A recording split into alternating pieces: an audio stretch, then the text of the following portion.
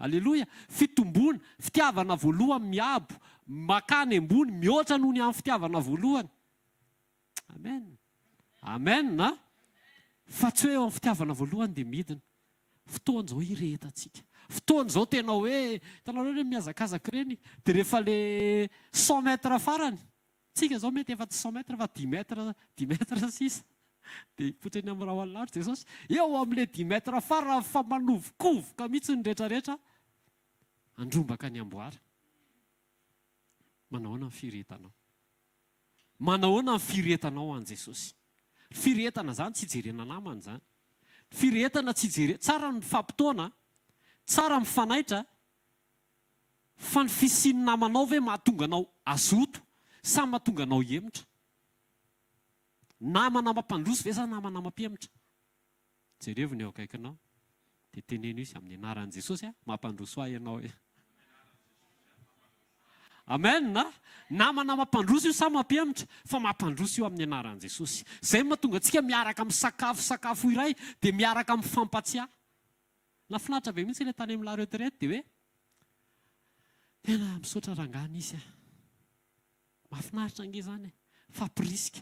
Tsy hoe mitovy niveau daholo akorintsika, fa ny fisiany anankiray dia manjanitra ny anankiray dia ohatra mifampitatana eny. Rehefa miara-miazakazaka ianao, miara-miazakazaka amin'ny olona dia raha ianao rery mandeha, ohatran'ny hoe lavitra be izany, raha 400 mètres ohatran'ny hoe tsy ho vita izany.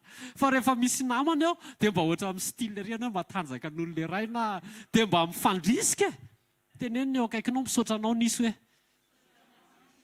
ao mety mbola tsy mihoatra anao izy na tsy haiko, fa tsy izay ny référence, fa Jesosy ny référence atsika. Dia samy miazakazaka ao amin'ny Jesosy tsika, taiza ho aiza ilay fitiavana voalohany, farafaratsy ianao miverina eo amin'ny point de départ iny raha tokony hihoatra an'iny. Amen na. Amen na. Misy zavatra izay nomeny Jesosy anao, meno ny fanahiny. Ahoana? Karakarainao ve ilay izy? Ino no mampirehatra anao iny? Ny fanahiny ino mibitsika aminao? Vakio ny Baiboly. Tamin'ity taona ity izao pasteur Jao dia niteny an'izay foana. Izay tsy mamaky Baiboly baraingo Fa rehefa tsy mamaky Baiboly ianao dia mienina ny afim-pitiavanao an Jesosy. Ao anaty rehefa mamaky Baiboly tsy azonareo ny ao na za koa raha tsy mahazo. Fa rehefa tsy azonao ilay izy dia tonga eo amin'ny Jesosy ianao, Jesosy inona ny zavatra tianao resahana amiko amin'ity? Dia rehefa mahalinanao ilay izy dia miresaka aminao Jesosy hoe zao. Dia mihemirehatra ianao, dia mihemirehatra ianao, dia mihemirehatra ianao mamaky Baiboly. Sekoly fitahim-panahy ao amin'ny Jesosy ny rehetrarehetra. Ao amin'ny Jesosy no andraisantsika ny fahafenoan'Andriamanitra rehetra. Efesiana 4:7-8. Ao amin'ny Jesosy tsika maka. Ao Jesosy ny référence atsika. Tsy ho tafahihoatra an Jesosy izany tsika. Fa mila tonga ho tena iray amin'ny Jesosy dia fanahy iray amin'ny Jesosy. Izay ny objectif final n'ity hazakazaka ity. Ao tena Kristy mifameno tsika ireo. Ny sasany akikely, ny sasany io, ny sasany sofina, ny sasany orona, ny sasany vava. Fa tsisy mahavita tena. Fifamenona mandrafitra ny tenan'i Kristy. Dia rehefa bien formé ny corps du Christ, izay hoe tena iray amin'ny Kristy, dia lasa fanahy iray amin'ny Kristy amin'izay. Amen. Izay ny antony hoe misaotra anao misy rahalahy, misaotra anao misy ranabavy. Misy zavatra tsy vitako mihitsy, fa vitany onja. Misy zavatra tsy vitako mihitsy, fa vitany zanako. Misy zavatra tsy vitako mihitsy, fa vitany eo akaikinao. Misy zavatra tsy ho vitanao mihitsy, fa rehefa miaraka amin'ny corps du Christ dia tanteraka. Faly Jesosy mahita amin'ny fifankatiavantsika. Andao hiverinao mifankatiavana marina. Amen. Jesosy ny tanjontsika. Alleloia. Ny akibe tananao tsy afaka hisikotra taitsofina. Eto iny dia mitapy. Fa ny akikely ny afaka manao an'izay. Tsisy azo negligena ny mpiara-manompo tsirairay avy. Fa ao am-pon'i Jesosy daholo tsika tsirairay avy. Amen. Sekoly fitahim-panandro mireta ao an Jesosy. Tenen'i Jesosy aiza ny secret. Inona ireny efa zaraina amintsika ireny. Reny fotsiny aloha aplikena, dia avereno saintsainina ny teny, dia ataovy révision ny teny, dia avereno henona ny teny, dia ataovy hoe Jesosy tiako tonga fiainako izany. Fa ampio dia rehefa tonga etaetanao izany dia mamaky Baiboly ianao dia toron'i Jesosy hoe ay tia kosa kre tia koa ohatran'izao tia koa ohatran'izao dia mahafinaritra be ny fiarahana amin'i Jesosy. Tahin' Jesosy afaka mitsangantsika dia mivavaka raha sitrakareo. Raha tsy sitrakareo moa afaka mipetraka ihany nareo fa hitsangantsika dia hivavaka. Tenen'i Jesosy hoe Jesosy tia ny foko tia ny momba ray manontolo Jesosy ho anao. Aoka tsisy zavatra hafa ato anatiko akoatra anao sy ny fanirinanao sy ny firehetako anao Jesosy satria fotoana kely sisa dia aneno ny trompetra. Dia izany efa hoany no niantonanao teo amin'ny hazo fijaliana sy nandatsahanao ny ranao Jesosy. Tsy tiako verimaina izany Jesosy tiako mba ho fierté anao za sy ny tsirairay avy izay tonga eto sy ireo namana mpiara miazakazaka rehetrarehetra. Ireo efa nanolotra ny tena no anao Jesosy. Mba tena hoe hirehatra sy hiverina amin'ny fitiavana voalohany. Tsy akijery olona fa mifampitatana kosa ho any an-danitra. Fampitatana ho any amin'ny ray. Tena hoe anahaka an' Jesosy amin'izao azakazana izao. Ray amin'ny anaran'i Jesosy manome voninahitra anao zay. Raha hiteny ianao amin'ny alalan'ny mpanomponao dia voninahim-katoanao zay. Aoka ho velona ny discernement. Aoka ny fonay voninahim-katoanao Jesosy tena mitenena amin'ny alalan'ny mpanomponao fa vonona zay hieno anao. Ray amin'ny anaran'i Jesosy mankasitraka anao zay amen. Amin'ny hafa mafy ho an'i Jesosy. Tovy mafy ny tehakao ho an'i Jesosy andraisantsika ny teny izay apetraka Andriamanitra eny ambava amin'ny mpanompo. Tovy mafy ny tehakao ho an'i Jesosy. Alléluia. Mamerina ny fiarabanantsika indray amin'izao marain'izao ny anaran'i Jesosy. Anisy vavaka teo nataon'ny pasteur Katy hoe vavaka ho an'ireo izay mbola eny an-dalana hozy izy.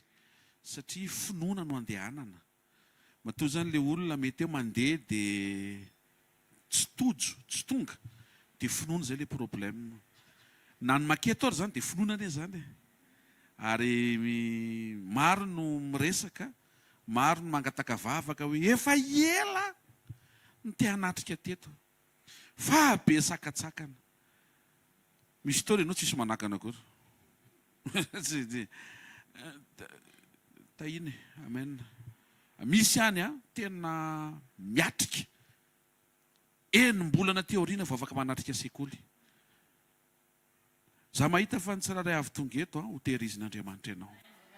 Anisany atao hoe termometra moa zany. Anisany hamantarana ny firehetana dia ny etaetan'ny fanatrehan'Andriamanitra vaovao isan'andro. Isan'andro. Avereny hoe isan'andro. Avereny isan'andro. Avereny isan'andro tsisy valim-bavaka hoe. Ny etaeta tsy isan'andro misy valim-bavaka fa ny etaeta na mbola tsy mivaly aza manketaeta an'Andriamanitra. Dao tsika anao vavaka anankiray tompo. Ny etaeta atao natoko aza vela ho latsaka, aza vela ho raraka, aza vela angatsika, aza vela hiena, fa aoka ho voatahiry hirehitra afana sy tombo. Miresa manokana ianao amin'i Jesosy fa entre anao sy izy zany resaka izany. Ray tsara indrindra amin'ny anaran'i Jesosy misaotra ny amin'ny fotoana maraina ampatsiahivanao anay. Natao hifampivavaka izay. Mila mampiasa ny fanomezana dia ny finoana nomenao anay izay ahafahana miainga any an-trano ho tonga soa eto amin'ny fanatrihanao. Saotra fa ianao no manohana, ianao no miasa, ianao no mahalavorary, ianao no matateraka ny dianay. Mivavaka izay ray amin'ny anaran'i Jesosy mba hirehatra hatrany. Fifanambaranao fa tsy tianao ny mangatsika sy ny matimaty. Mila mirehatra hatrany izay. Mila mafana izay. Entinay tanatrehanao ny etaetanay, ho etaeta vaovao isa-maraina. Tsy etaeta miaka-midina, fa etaeta voatahiry satria hiverina ianao. Ary izay fiverenanao izay no fampiononana ho anay satria rehefa tafaverina ianao dia tapitra ny ady. Anatin'izany fanomanana izany dia mila ny fanohananao izay, mila ny fanampianao izay. Mba tsy ho fahazarana, tsy ho lasa fombafomba indray no tonga eo anatrehanao, fa ho tena firehetana avy any anaty etaeta lalina. Amin'ny anaran'i Jesosy, amen. Sy ho tiaka mafy tsara ho an'ny tompo. mety isy teny mantsy zao hoe eny e zay ne mahatonga tsy tonga pastera satria mitady ho tonga fombafomba tongava foana fotsiny aloha fa rehefa mandeha foana ianao dia mety fombafomba mifandrenesanao azy fa ho lasa fahazarana tsara le izy enoy a lasa fahazarana tsara izy dia mivavah mba ho tonga fiainana vaovao le izy a isan'andro mahazo toerana ary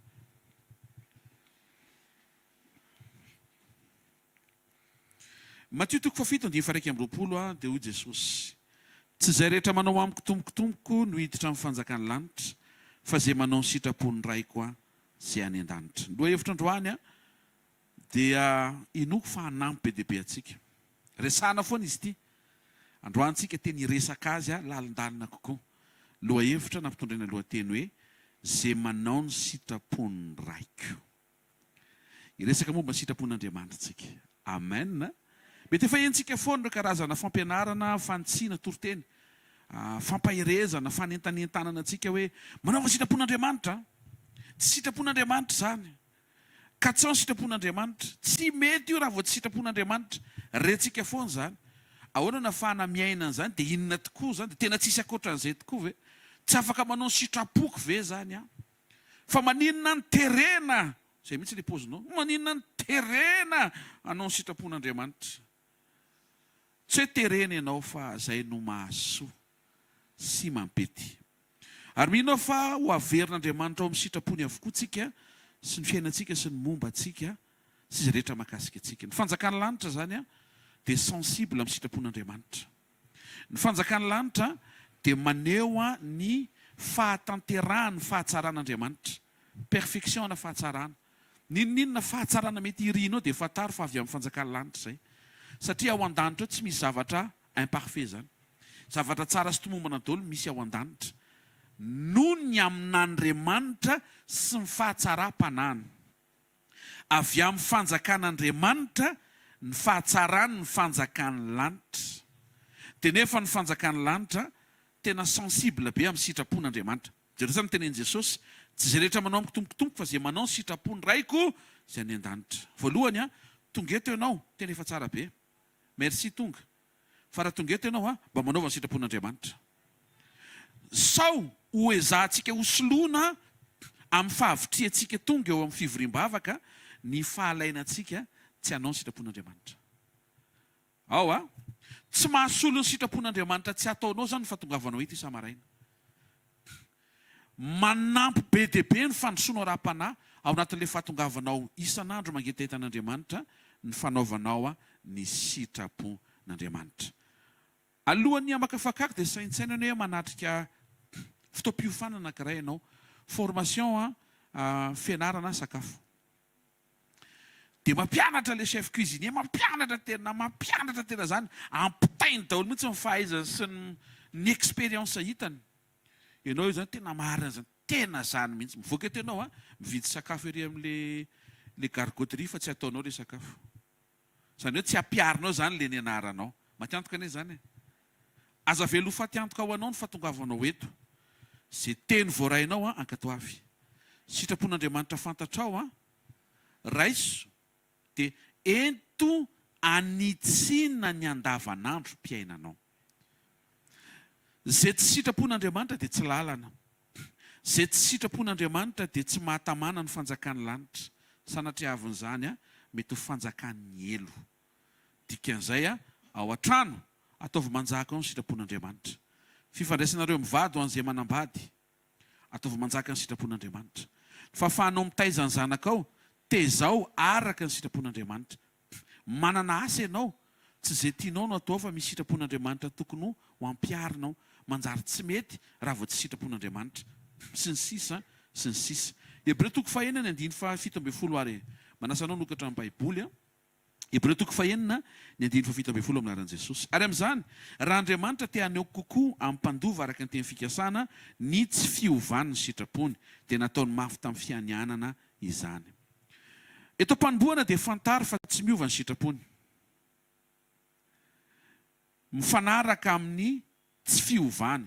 Jesosy ny tsy miova omaly sanio ary mandrakizay. Ny sitrapon'i Jesosy ankiu dia tsy miova. Araka ilay vakitsika teo tsy izay mavitrika, tsy izay mavitrika, tsy izay manompo be, tsy izay marisika sy mahay mampiasa sy mampitombo ny fanomezana izay nomen'Andriamanitra azy, fa hoy Jesosy izay manao ny sitrapony raiko.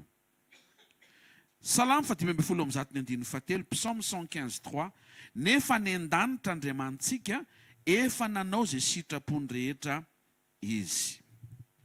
Ny tenin' Jesosy eto ihany koa dia lalindalina kokoa, tsy hoe sitrapon'Andriamanitra fa sitrapony raiko, izay mampatsiaro antsika fa ny fifandraisantsika amin'Andriamanitra tsy hoe enao mila Andriamanitra afaka manome, fa enao zanany ary Andriamanitra dadanao. Tsangany tana izay maheno hoe tsy hoe sitrapon'Andriamanitra fotsiny izay mahatonga le lohateny raha tadiditsika. Ina le lohateny izay mba efa nanoratra? Izay manao ny sitrapony raiko. Tsy hoe izay manao sitrapon'Andriamanitra fotsiny.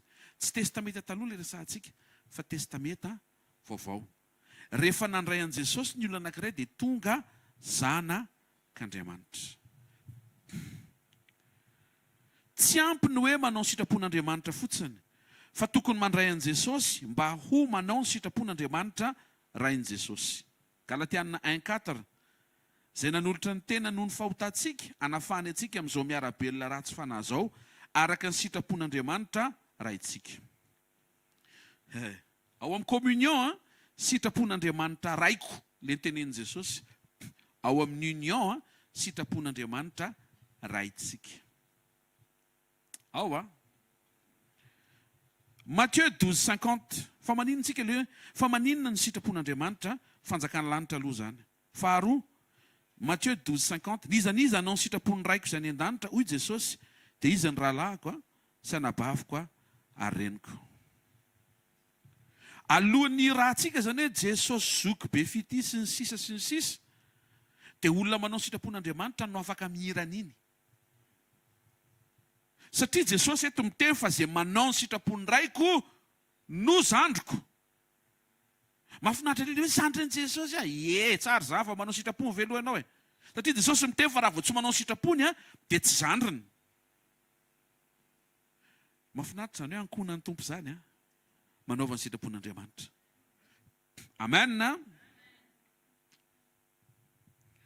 Matthieu 26:42 amin'ny anaran'i Jesosy.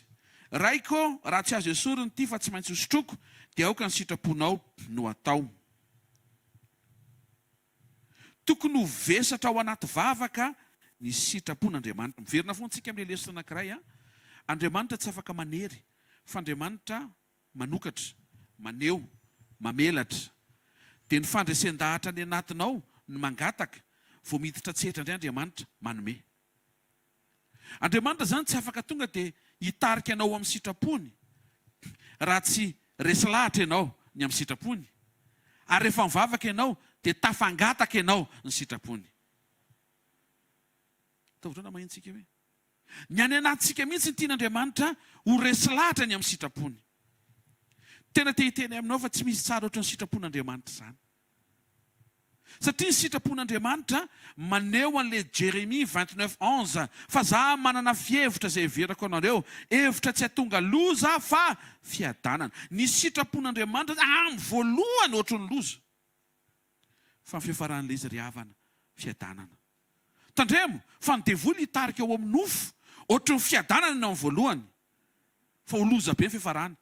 Ohatran'ilay voalaza ao Matthieu 7 hoe oharina amin'ilay lahadala izy izay nandreka tsy nanao, nanorina ny trano teo ambony vatolampy ka tonga ny orana, nitsoka ny rivotra, nianjera ilay trano ary loza ny fianjerany ilay trano.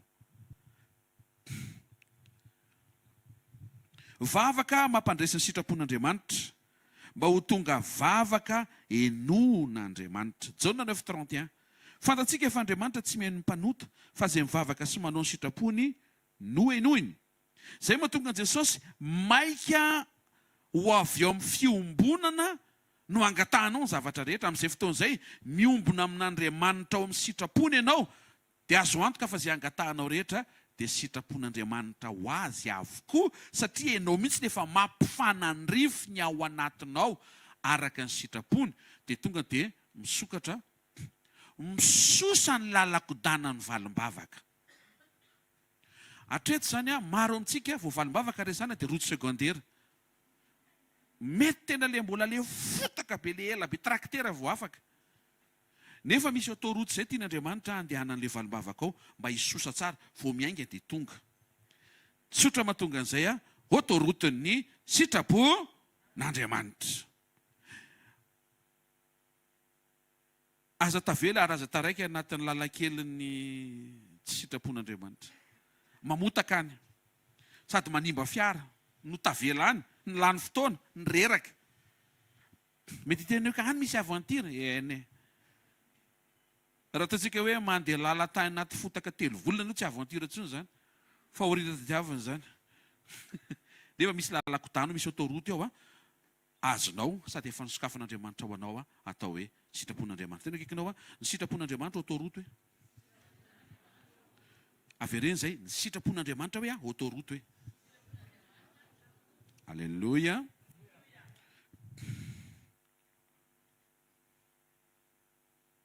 Hébreu 10:36 aminaran'i Jesosy. Fa tokony hanana faharetana ianareo mba ahazahoanareo izay lazain'ny teny fikasana rehefa vitanareo ny sitrapon'Andriamanitra. Ireo karazana fampanantenana rehetra nomen'Andriamanitra dia voatahiry ao amin'ny sitrapony, ampahitana an'izay miaina ny sitrapony. Ary izay miaina ny sitrapony dia lasa manam-paharetana ambara-pitrangana le fampanantenana. Ahoana indray zany? Maninona tsara pasitera? Na za koa ary manontany eny. Maninona tsara? Rehefa maheno promesa avy amin'Andriamanitra ianao, dia ianareo mampareraka ny olona eo am-piandrasana an'le teny tsy mbola mitranga. Raha vao tsy eo amin'ny sitrapon'Andriamanitra le olona. Fa raha vao amin'ny sitrapony ianao, izay fotoana mandalo eo tsy hahareraka anao satria fantatrao fa ao amin'ny sitrapony ianao. Raha nahazo visa ianao zao, ataovy amena. Na tsy takatry ny saina ataovy amena fotsiny. Na tsy mieritreritra koa ianao mbola handeha dia raisy fotsiny fa ilainao zany amin'ny fotoanany.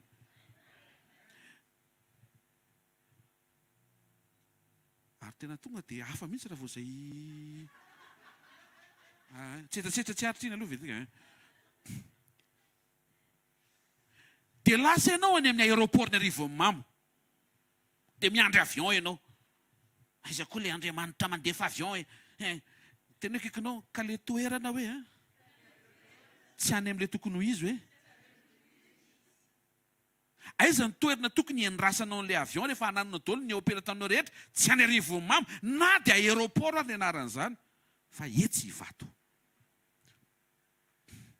Le promesse ne ho avy le Andriamanitra mampanantenana tsara sady marina no mahatoky.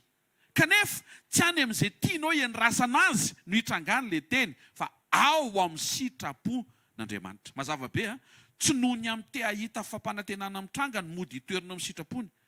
Fa le mahasoso mampety anao mihitsy ny ao amin'ny sitrapony na mbola tsy mitranga ary le fampanantenana fa ao ianao sur izay fotoana mandeha any tsy olana intsony satria ianao mihitsy ny efa tafatoetra ao amin'ny sitrapony. Taovy amainina mafy tsara moa toiziko le izy fomba fiatrehana sitrapon'Andriamanitra. Avereny hoe fomba fiatrehana sitrapon'Andriamanitra. Ozy ny fampianaran'i Jesosy Jaona 4:34 dia mandrainao tsika dia miaina an'ilay izy. Hoy Jesosy, ny haniko dia ny manao ny sitrapony izay naniraka azy sy ny mahavita ny asany. Jesosy zany vao maraina dia nona ny sitrapon'Andriamanitra. Mba ampidiro zany. Mba ampidiro zany lesona zany. Anao miaraka mampiditra an'izany vao maraina nona ny sitraponao Andriamanitra. Inona ny sitraponao tokony ho ataoko? Mba ho voky, mba ho afa-po. Enao zany tian'Andriamanitra ho afa-po rehefa avy manao ny sitrapony. Dia tsy afaka no afa-po ianao raha tsy mangetaheta. Ampiasao ny etaetanao mba hangetaeta sitrapon'Andriamanitra vao maraina. Vao maraina zany tsy tokony hoe vao maraina. Aiza misy vola? Diso izay. Vao maraina, inona ny sitraponao tokony ataoko? Alléluia. Dia mino fa tsy aheno ianao hoe ndana mivatra fa aza mamonjy sekoly aloha. Ohatrany tsy ho feo an'izay. Mianara tsara mihaino feoany. mianara tsara mihaino feoany. Alisy pastera tena nisy tara-pahazavana mihitsy teto dia eniko be mihitsy hoe androany ianao tsy mamonjy sekoly. Fa maninona?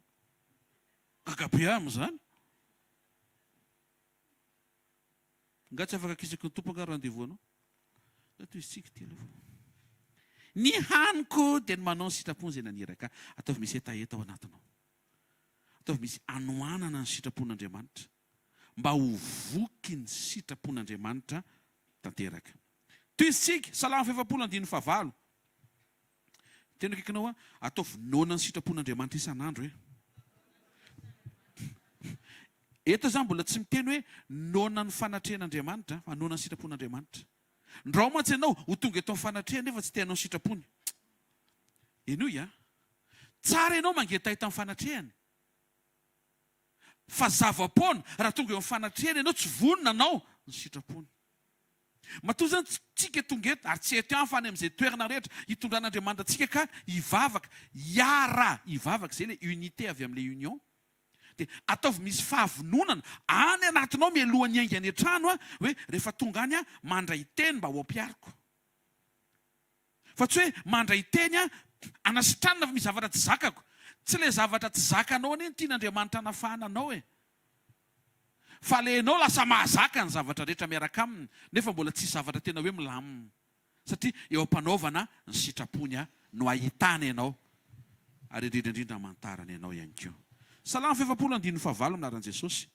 Ny anao ny sitraponao Andriamanitra no ny anao ny sitraponao Andriamanitra no sitrako ary ny lalanao no atao anatiko.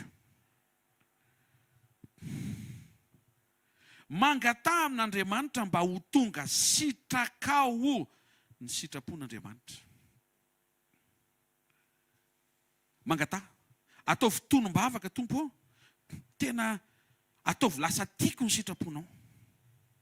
Dia hanampy Andriamanitra. Azarato ny tanoty dia ataontsika izay pratika izay fa iandrenao any an-trano eo tsy fantatra izay mbola ho ataonao ndray. Fa dia eto ilay fasy aloha. Avereny Jesosy androany maraina ampio mba ho tia ny sitraponao. Ho tia manao ny sitraponao amin'ny zavatra rehetra. Ny anaran'i Jesosy. Amen. Ezekiel 36:27 anaran'i Jesosy. Ary ny fanahiko no ataoko ao anatinareo, ahatonga nareo mandeha araka ny lalako sy hitandrina ny fitsipiko ka hanaraka azy. Fanamasina ao anatinao ny manampy anao hanao ny sitrapon'Andriamanitra sy hiaina ny sitrapon'Andriamanitra. Filipiana 2:7. Fa Andriamanitra no miasa ao anatinao na ny fikasana na ny fanaovana atateraka ny sitrapony. Ohatr'izao ilay izy. Eny io tsara. Andriamanitra mametraka fikasana ao anatinao. Fikasana hanao ny sitrapony. Iny zany tsy avy aminao. Oreto. Na ny fikasana hanaovana ny sitrapony ary zany ka tsy avy amintsika. Fa avy aminy. Izay mahatonga antsika miankina aminy. Ary ny fahafahantsika koa manao an'ilay fikasana dia mbola tsy avy amintsika koa fa avy aminy. Eo amin'izay zany ilay hoe kiana zany ny ilana mangetaheta. Ny anjaranao mangetaheta ny anana an'ilay fikasana araka ilay voalaza teo fa izy vonona ny anome ary etaeta atateraka an'ilay fikasana. Tena mila mahay mampiasa ny etaetanao ianao. Mila mahay mampirehatra ny faniriana ao anatinao. Satria Andriamanitra amin'ny alalan'ny fanahiny ao anatinao dia manampy izy. Tsika rehetra zany zao misy faniriana, misy fikasana anao ny sitrapon'Andriamanitra ao anatinao zany zao. Fanamasina mitondra an'izay. Fa eny hoe Andriamanitra miasa ao anatinareo, tena kaikinao efa miasa Andriamanitra hoe dia asiany fikasana ao anatinao hoe. Avereno, efa misy fikasana tsara ao anatinao zao hoe. Avereno, tsy avy aminao io fikasana io hoe. Fa Andriamanitra mametraka an'io ao hoe. Dia teneno amin'izay izy, fa ny anjaranao hoe mangetaheta ny aina n'io fikasana io hoe. Tena tsy hoe akaiky mibaka dia lasa filozofika be izy fa tsy ianao miezaka hoe ahoana re, tsy ahoana re ilay izy. fa Andriamanitra manokatra ny sainao ahalala fa ianao io zany zao tsika amin'ny teny midiridiry sy miziriziry be io ianao a misy fikasana tsara efa ao anatinao fa ianao fotsiny tsy mifankahita amin'ilay satria mety mbola tsy fantatrao ny zavatra napetraka ao anatinao.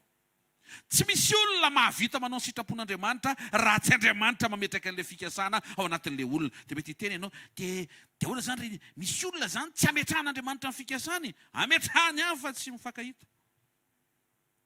Efa ao ilay izy.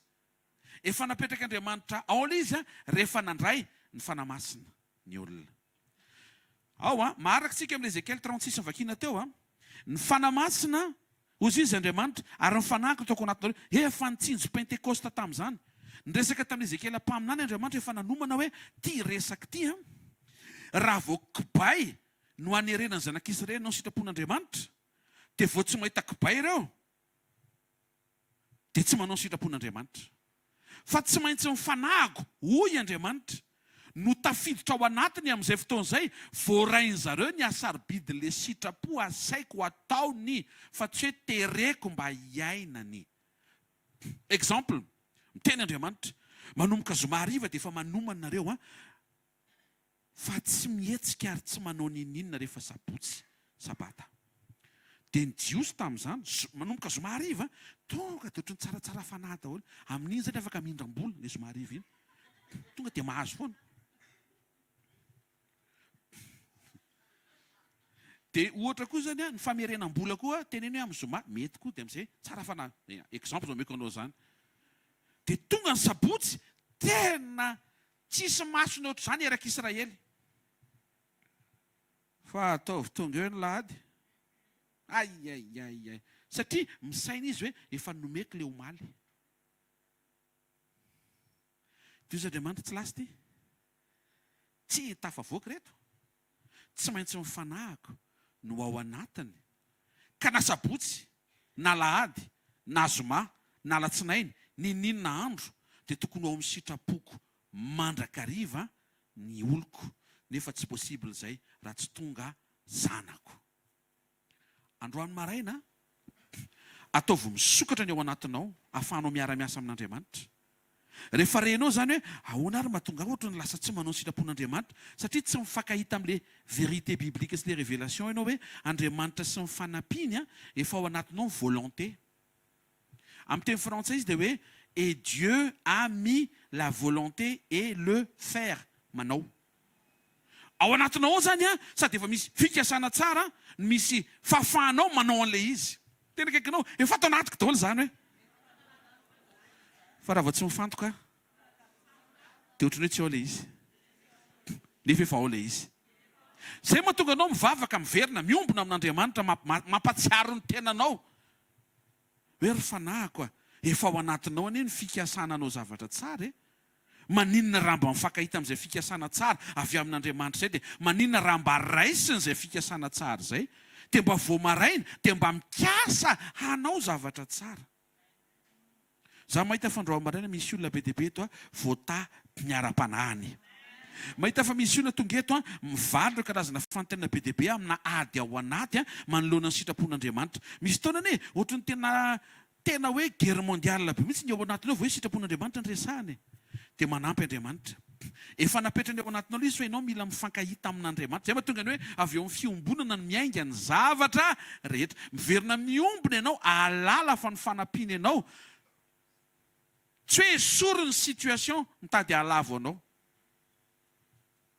Tsy voatery esoriny iny. Mety isy fotoana ho tonga amin'izay dikan'izay fa ny amin'ny voalohany ianao mihitsy no ahafahany ka namiatrika ilay situation ary ianao tsy mijabaka intsony ary tsy latsaka anatin'ilay fakapanahy. Satria renao hoe misy fikasana tsara napetraka Andriamanitra ao anatinao, fikasana anao ny sitrapony. Alléluia. Salame 143, 10. Aminaran'i Jesosy, ampianaro anao ny sitraponao. Mangeta eta. Hoeto anatrehan'i Jesosy ny fonao araka le vérité biblique be dia be ny fampizarantsika teo. Jakoba 5:15 anaty pratika anaran'i Jesosy. Aleo manao hoe raha sitrapony tompoka velona izay dia ataonay izao na izany. Manana fahazara-poteny isaky ny anao zavatra, isaky ny mikasa anao zavatra. Apetrao Andriamanitra ho tompo sitrapony fandaharana. Aza mametraka anao hoe za tsy maintsy. Ny tsy maintsy dia tsy any amin'ny zavatra mitranga fa any amin'ny fiovanao. Za tsy maintsy miova. Ok zay, averina ok zay hoe. Fa ny hoe za tsy maintsy tsy haiko inona e. Avelao Andriamanitra andamina an'izay, zay mahatonga antsika ampianary ny anetry tena hiteny hoe androany manana an'ity fikasana ity Andriamanitra ary raha sitraponao dia tanteraka ireo. Dikan'izay matoa zany tsy tanteraka, mbola tsy sitraponao ka tsy adony tokony ampisenerva. Afaka daholo senerva rehetra. Amen. Mahatonga anao misenerva satria mifantoka any amin'ilay izy ianao dia terenao amin'ilay izy dia hoy ianao raha tsy androany iny tsy mety tsony. Izy ny tenao fa tsy mety raha vao tsy androany. Zany na voan'ny Marisy Marty raha tsy androany io sitranonao nga io nga sitrana. Hoy izy Andriamanitra io ary na maty mbola tsangako. Ka be dia be amintsika no manantena Lazarosy sitranina. Andriamanitra manana planina hamoa Lazarosy efa ao am-pasana ary hanainga azy avy eo amin'ilay fandriana vato entiny teny mba hahita an'izany ianao. Satria rehefa niteny Jesosy hoe hitsangana ny anadahanao, tonga dia nisy nanangana ohatr'izao Lazarosy mifatotra eo ambony fandriana. Ianao ary misarikitra anaty bodofotsy tsy tafatsangana. Nefa ianao velona. Lazarosy maty velomina to dia nisy mibaty ohatr'izao. Vao niteny Jesosy hitsangana ny adahanao, tao am-pasana, to dia nisy nanao an'izao. Dia nijaridina teo amin'ny vavahady-pasana toy Lazarosy. Miandry ny direktiva manaraka. Esorina ny vato. Vao nesorina ny vato, Lazara! Tonga dia namaly daholo ny taolana, ny tova, ny nofo, ny tavo, ny volo, ny hoho, ny maso, ny momba Lazarosy. Dia nanao an'izao hoe eny tompoko, voato ao! Dia mitsaikitsaika nandeha teo izy. Mety io e. Asitsikitsiky nama.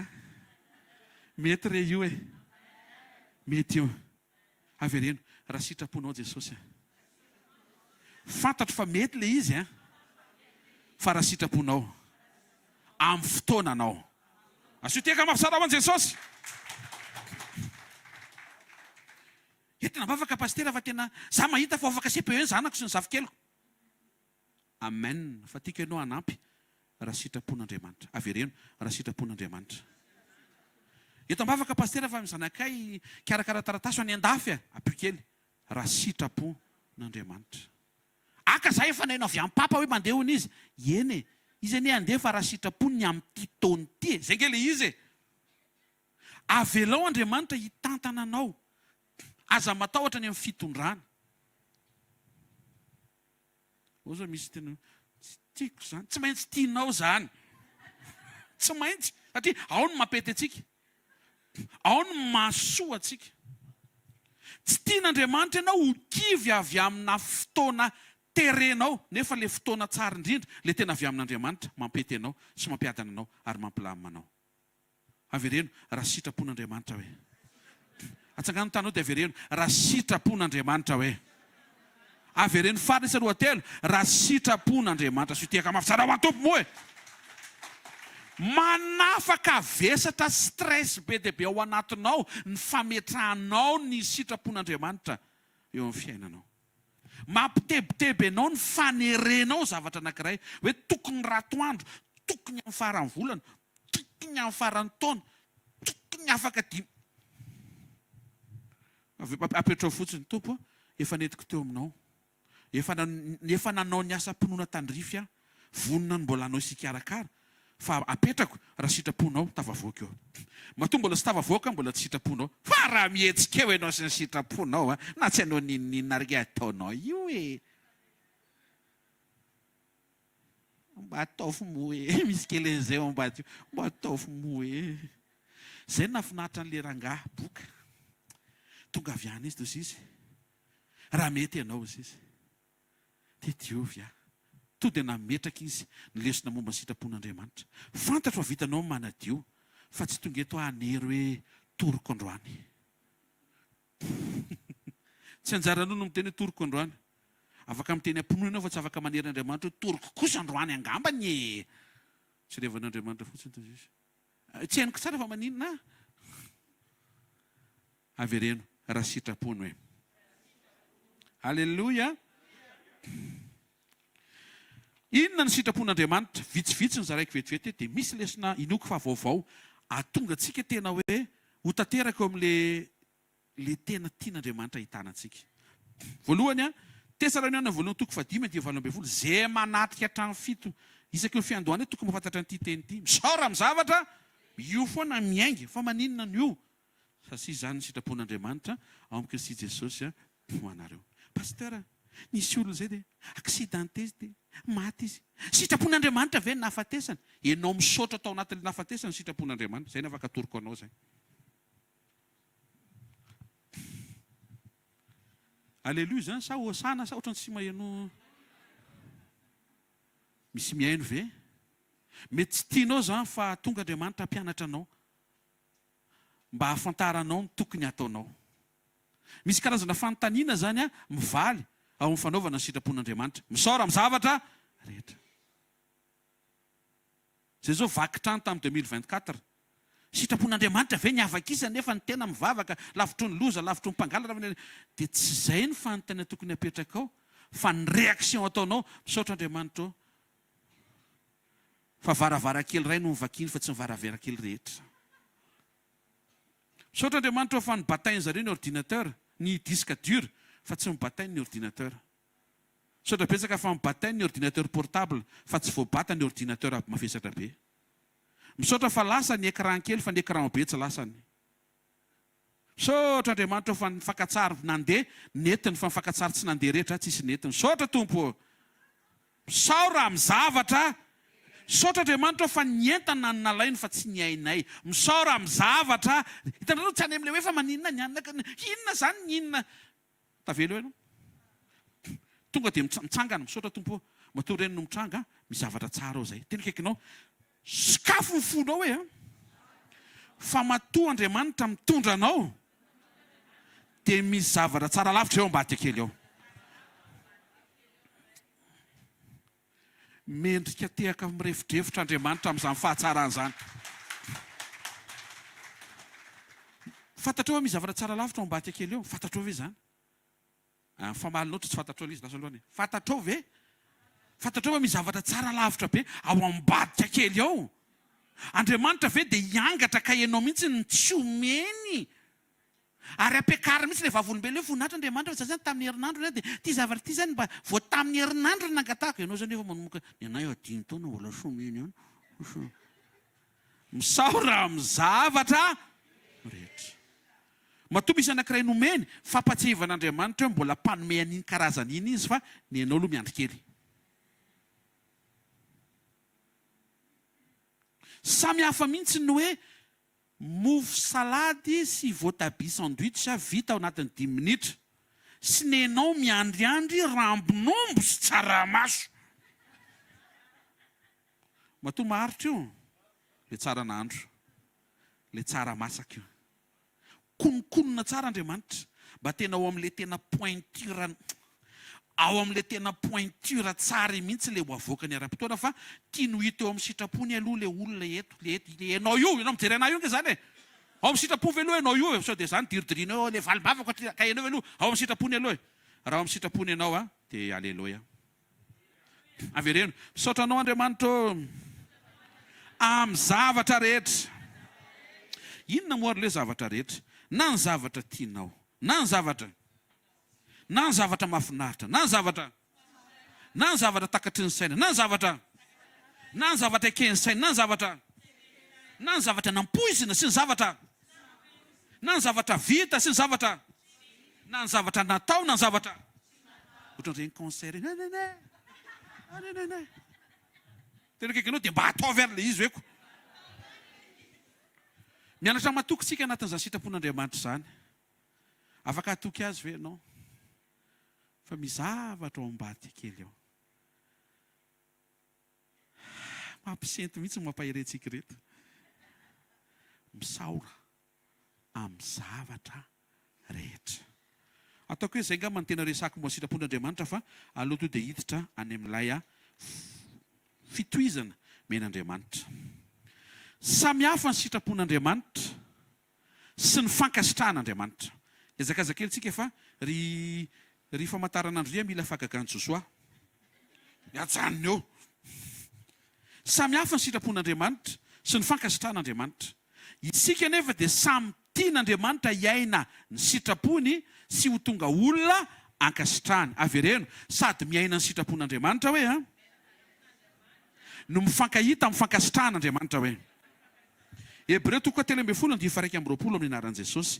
Andriamanitra nie ahatateraka anareo amin'ny tsara rehetra, anao ny sitrapony ka hiasa ao anatinareo izay ankasitrahana eo imasony amin'ny alalan'i Jesosy Kristy. Ohatra izao ilay izy ary. Efa ela izy ity mbo napetraka ity fanontaniana ity fa izay ilay hoe ara-potoana raha mbola tsy miala ianao. 2003 zao Jesosy niteny manaova événement fararam-bavolombelona dia mba sevo mijoro volombelona ny olona rehetra izay efa nikasihaka tamin'ny alalan'ny asa fanompoana. Tamin'ny 2003 zany. Tamin'izany ny olona ohatr'izao tsikrety fotsiny mivavaka tamin'izany. Dia mazava ho azy fa dia inona moa zany ny finoana hoe tsikrety ve ny anao inona any amin'ny stady reto fa dia sady nikokotra loha tamin'izany mbola nisy volo koa. Dia nikokotra loha tsara tao. 2011 tanteraka ilay izy. Eny tokoa loha tsy teo ny eo e. Tena kaikanao, izy aloha tsy voatery eo ny eo e. Dia teneno izy fa raha mbola eo ianao e. Dia ny masonao no ahita hoe.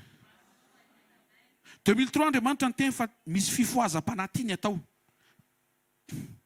Za aloha zany to dia tsy azo tsy takatro ny saiko izy. Ny zavatra mba niteneniko dia anao akanjo fotsy daholo izany tsika. Izany mbo niteneniko. Fifohazana. Lasa dato ihany zany miaraka amin'ny lamba sy kapakapa. 2025 Jesosy namotsitra amin'izay. Ny message de réveil, Matthieu 25, fampiomanana ny virjiny, indro ny mpapakatra. Afaka ny ana faharetana ve ianao? Fa izay tenenin Jesosy rehetra, tsy maintsy hitranga. Ara-potoana. Ny atao hoe sitrapon'Andriamanitra dia Andriamanitra miteny hoe ty azo atao, ty tsy azo atao. Rehefa miteny zao Andriamanitra hoe ny alika kely dia azo safisafona ny lohany, azo atao. Fa ny voainona tsy azo atsofoka ny tanany. Ohatr'izany ny Andriamanitra rehefa mpampianatra dia ilay olona be saina be reny, ny Andriamanitra koa dia za zany tsy afaka mba hikitikity an'ilay vangin'ilay voay. Izy ianao no nakanatsy an'izany e. Jereo. Azonao tiako tenenina e. Avy eo amin'izay tsy angano ny tananao. Satria maninona? Lan'ilay voay tao. Nefa Andriamanitra efa niteny, aza ampidirinao. Tenenino kaikinao. Ny sitrapon'Andriamanitra hoe dia mampety antsika hoe. Izay ivelona ny sitrapon'Andriamanitra hoe dia manimba hoe. Rehefa mampianatra ny ankizy any ampianarana, c'est quoi la volonté de Dieu? Tsotra be ho iny misy alika mandalo, manainga tongotr'ilany izy, hainao ny zavatra ataony zany. Mamelaka manisy mavesatra kely eo izy. Dia zao ny sitrapon'Andriamanitra. Miteny Andriamanitra aza hoanina na dia ohatran'ny mousse au chocolat. Satria maloto avy amin'ny alika. Dia ny olona be zizitra, kiza koa ianao ny anakana zareo fa andramaka zao. Alefa sary. Hainareo ve ny namantarina tsy azo hoanina iny? Hoanina fa sy tera. Ohatran'ny nisy razam-betana aloha tamy mety nanandrana. Dia mampapita lesona izy. Oreto, ty azo hoanina, ty tsy azo hoanina, ty ohatr'izany. Dia zareo ane, fahendren'ny tolo aza mba henona hoe ty azo hoanina, ty tsy azo hoanina, ty. Dia ny fahendren'Andriamanitra ve ho ataonao miserina fotsiny ekotsy le bois de mondo. Eno zany riazon-damosiko. Raha zay ianao matoky azy fa raha vao miteny izy hoe aza hoanina io, to dia ekeo fotsiny tsy mihinana. Rehefa miteny izy, ty hoanina, aza miady saina, hoano. Sabotsy maraina zao izy miteny, raiso hano, to dia hoano fotsiny. Ka za mbola tsy anao ka tena, hoano. Azafady, hoano. Ny sitrapon'Andriamanitra dia Andriamanitra mampianatra hoe tiany ny atao, tiany tsy azo atao, tiany mety, tiany tsy mety. Amin'ny teny français dia hoe tiany permis, dia tiany interdit. Tena kaikanao, misy foana zany hoe taloha amin'ny fahotana hoe. Andriamanitra ny teny, reo azo rehetra ireo, azonareo hoanina. Dia nitazany Adama, coco, papay, banane, kiwi, cerise, poire, melon, pomme. Mba mioka exemple hafa e. Nareo ve dia ho resiny ankizy kely any amin'ny classe de 4e. orange, kaki, avocat, magistrat. Fa zao izy Andriamanitra, io anankiray eo ampovoany eo tsy azona hohanina. Ohatra izany ny fiarahantsika amin'Andriamanitra, misy ny azo hohanina, misy ny tsy azo hohanina. Ary raha miaintsika zavatra tenen'Andriamanitra, ny azo atao be lavitra noho ilay tsy azo atao. Sio, tehaka, mafy, tsara, ho an'Andriamanitra aloha e. Eto ambavaka pastera fa zaho ohatra tsy mazaka mety ilay tavoahangy misy ilay mafapanapana. Iny anankiray iny tsy azonao sotroina, ilay tavoahangy misy mafana atao hoe toaka, reto ny azonao sotroina. Rano matsatso, rano mafana, rano mangatsiaka, rano asiana siramamy, rano misy lokony, ronono soja, ronon-dasopy, ranom-boaloboka. Mangofotra hatramin'ny masoko mihitsy mitantara ilay izy. Ny azonao sotroina be lavitra noho ilay andrarà n'Andriamanitra anao. Eto ambavaka pastera avy ny tena ilay resaka sigara. Iny sigara iny tsy azonao foana, fa ianao afaka manao hevoka kininipotsy. Misy zavatra azo atao ao e. Tsy maheno tehaka ao an'Andriamanitra e. Misy vonina ve hiatrika ny journée miaraka amin'ny fifaliana hoe tompo, tsy ataoko diso ny sitraponao ny journée ako androany e. Tsy anao izay mampalahelo anao tsony manomboka androany. Ho fatariko amin'izay sao dia tsy mody chocolat fa tsy chocolat le izy. Hidiserina amin'izay fa izay sitraponao ihany ranga no ataoko manomboka androany maraina amin'ny andro mpiainako. Alleluia. Inona ny idiran'ny ankasitrahan'Andriamanitra sy ny tsy ankasitrahan'Andriamanitra? Eto amin'izay ilay détail kely mila hitomboantsika. Misy olona manao ny sitrapon'Andriamanitra fa ara-nofo. Atao hoe fa ny tena andrasan'Andriamanitra manao ny sitrapon'Andriamanitra ianao ara-panahy amin'izay fotoana izay sady ataonao ny sitrapony no ankasitrahany ianao. Alleluia. Azo hiteka mafitsara ho an'i Jesosy. Zarery ny tsikitsiky eto tsy azoko, zarery hoe ampitsikinao rereto. Rehefa hisaotra zany ianao, tsy hoe sady misaotra ny tery miporotra no misaotra hony dia mila misaotra ilay pastery iny koa tsy manaiky izy misaotra hony e. Dia ara-nofo be. Fa maneke ho taria amin'ny fanahy. Ho fisaorana miaraka amin'ny fanahy masina. Dia manomboka tsy ampozinao ilay fisaorana amina zavatra efa tamin'ny 20 taona lasa, hivoaka tamiko eo indray. Ny fisaorana anie tsy hoe efa natao indray mandeha dia tsy averiny. Misy zavatra zao hoentiny eo amin'ny tompo eo pototry ny tongony dia averiny tomanina indray. Tsy azonao angamba izany. Mahazo an'izany izay efa miverina tomany matetika teo pototry ny tompo, eo pototry ny tongotry ny tompo amina zavatra efa nataony efa 20 taona lasa dia mbola miverina. Misaotra tamin'iny dia migogogo mandany ranomaso indray aloha. Izany natao fisaorana. Tsy isaorako tsy efa nisaorako foana. Zara aza isaorana. Hanina ny sitrapon'Andriamanitra. Tsy te zavatra betsaka hoe raha za zao no entinao aizy mihinana. Fa raha mialany ka tonga ny mitoeran-kafo mbola mihinana. Satria hanina le izy. Ohatr'izay mihitsy dikan'izay raha ny zavatra anankiray efa avy isaoranao, tsy olana mihitsy raha anatin'ny tsefatsefany journée mamerina misaotra ny tampoka momba n'iny iray ianao. Dia ndraiky ianao tsy manino izany hoe mila atao matetika mihitsy ary izany hoe ny fankasitrahan'Andriamanitra ry havana dia ny fanaovanao ny sitrapon'Andriamanitra araka ny fanahy. Tsy ara-nofo izay ianao misaotra zava dia tsy hita zava dia saotra. Sady ratsy tarehy be ianao misaotra. Ara-nofo izay. Fa rehefa araka ny fanahy dia renao mihitsy hoe wow, asain'Andriamanitra misaotra dia hiteny amin'ny tarehinao fa fanahy masina ny manampy ianao hisaotra amin'ny zavatra rehetra. Izay mahatonga antsika tonga eto. Taria amin'ny fanahy. Atao vaizantoka izay. Miaino ny teny sy ny fizarana ianao. Raha tianao mba ho ankasitrahan'Andriamanitra amin'ny fiainonao ny teny zaraina, miaino miaraka amin'ny fitaria amin'ny fanahy. Alleluia. Romana 8:8 manambara an'izany anaran'i Jesosy. Ary izay eo amin'ny nofo dia tsy mahay manao ny sitrapon'Andriamanitra. Amin'ny teny gasy izy hoe tsy mahay manao ny sitrapon'Andriamanitra fa amin'ny dika teny fototra dia ny hoe izay eo amin'ny nofo dia tsy mahazo ny fankasitrahan'Andriamanitra. Tsika sady manao sitrapon'Andriamanitra no mitady inona ny fankasitrahan'Andriamanitra.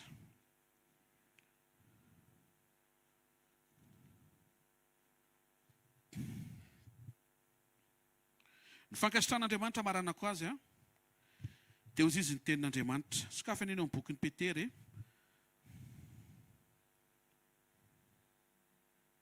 ao amin'ny bokin'ny Petera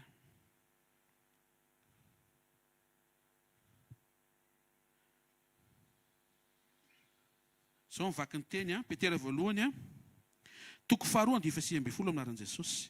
Fa zao no ankasitrahana raha misy olona mitondra lahelo ka mandevitra ny tsy marina noho ny amin'ny fieritreretana ny amin'Andriamanitra. Toy an'ilay omaly kely rehefa feno ny fisian'Andriamanitra ny fisaintsainanao dia lasa manapaka sy mameno ny fieritreretanao ny fisian'Andriamanitra, dia lasa manomboka eo izay ataonao dia sady misaina an'Andriamanitra ianao no manao an'ilay izy. Tena kaikinao a tratra ilay fankasitrahanao hoe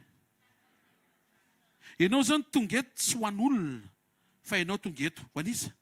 Ho an'Andriamanitra. Ianao zany ao an-trano tsy hoe mandevitra noho ny amin'ny ankizy fa ny ankizy mbola mila lehibe manahirana ny fiarahamonina rehetra no misaraka. Tsy noho ny amin'ny ankizy mahatonga anao ao fa noho ny amin'Andriamanitra nanakambana mba tsy ho sarahan'olona izay nakamban'Andriamanitra. Anao fanompontsika tsy ho an'olona, ho an'Andriamanitra.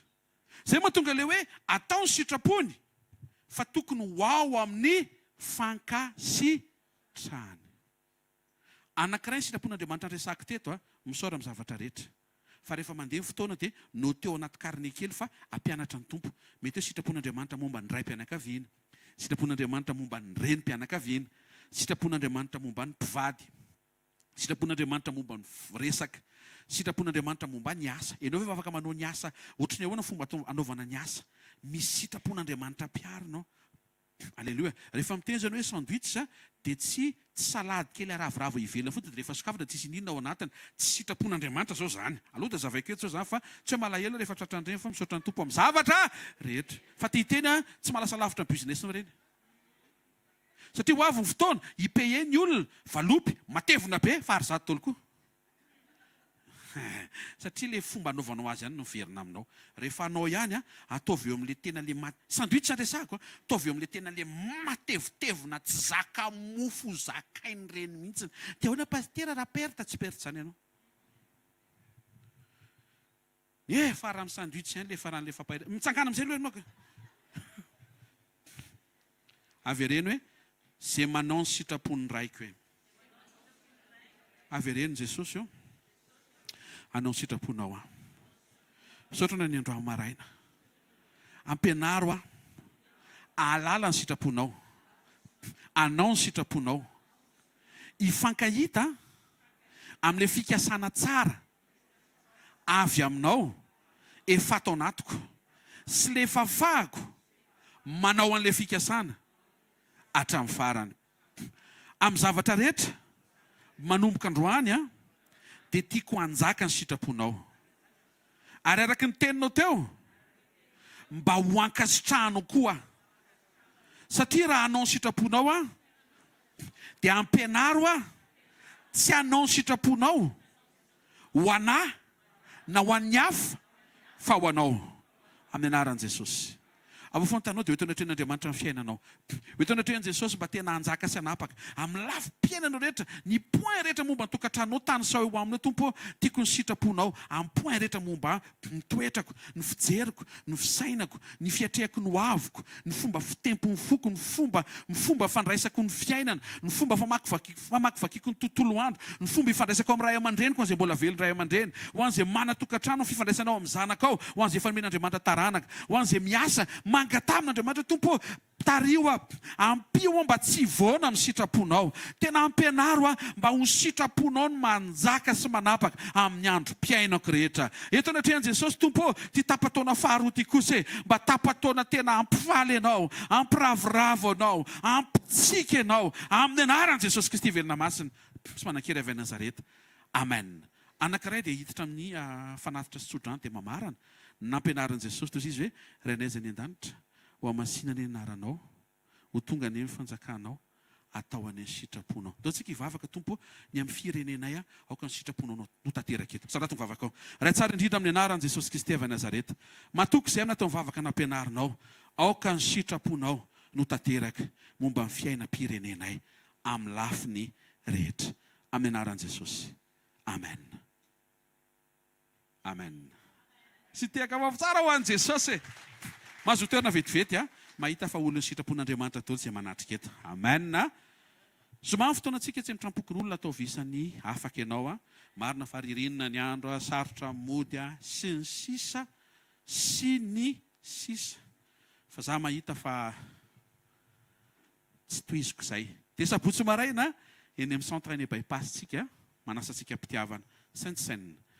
Pasteur Rodolphe no mitondra ny teny somary sabotsy dia mame voninahitra ny tompontsika eny amin'izany raiso le teny, ampiaro le teny. Ina zao inarantsika androany izay manao ny sitrapon'ny raiko. Mila manao ny sitrapon'Andriamanitra tsika, mila marisika, mila mazoto, itsina. Misy foana ny azo atao dia misy ny ianao zao rehefa anao zavatra dia afaka manontany tompo hiasa inona ny azoko ataoko. Inona ny tsy azoko atao dia hanampy ny fanamasina. Fanamasina miandro fotsiny eo fa raha vao tsy resahanao izy eo fanamasinao taio ny sakafo raha alina fa hiatrika atao ampiasana aloha anao. Tsy manenina teo dia makany an-trano ary ianao. Fa hiasa rery dia hiasa rery eo tokoa ianao. Fa raha hitenao fanamasinao aza makany an-trano aloha na dia fahany ary ianao fa miaraha amiko aty ampiasana fa mila anao koa eto amin'izay fanapa-kevitra ho raisiko ny fomba fiteniko ny fomba fisainako ampianaro tsy voana amin'ny sitraponao. Manasanao mpitiavana hitsangana ary avofontanao dia sy fisaorana be amin'ny zavatra rehetra. Misaotra ray aminaran'i Jesosy. Mankasitraka tompo. Tonga soa ra-potoana hatrany teninao mamangy any. Misaotra ny amin'ny fanatrehanao. Misaotra fa tena tianao izay ho tafaverina amin'ilay fitiavana voalohany. Anao ny asa voalohany. Tsy anao afa-tsy ny sitraponao. Misaotra ray amin'ny anaran'i Jesosy ny amin'ny fotoana, misaotra ny amin'ny fivoriana, misaotra ny amin'ny toerana, misaotra ny amin'ny tsiraray avy nanao sakrifisy avy any amin'izay tokantrano. Ao ny lavim-ponenana fa tonga eto izy manety tena mame voninahitra anao. Misaotra ray eo amin'ny anaran'i Jesosy Kristy avy Nazareta. Amen. Tsodrano sy manonona amin'ny anaran'i Jesosy. Aoka ny sitrapon'Andriamanitra momba anao sy ny rehetra mahakasika anao. Ho tanteraka tsy misy latsaka manomboka androany maraina. Miara-miasa amin'ny fonao tia manaiky sy mankasitraka ny sitrapon'Andriamanitra amin'ny anaran'i Jesosy. Mahita iankoa fa sady manao ny sitrapon'Andriamanitra ianao no araka ny fanahy ho ankasitrà an'Andriamanitra. Ny anaran'i Jesosy. Amen. Zareo fahasoavana fa ny fahasoavan'Andriamanitra no maty izao fa ny fahasoavan'Andriamanitra no maty izao anareo. Amen. Teny Jesosy taoly ary.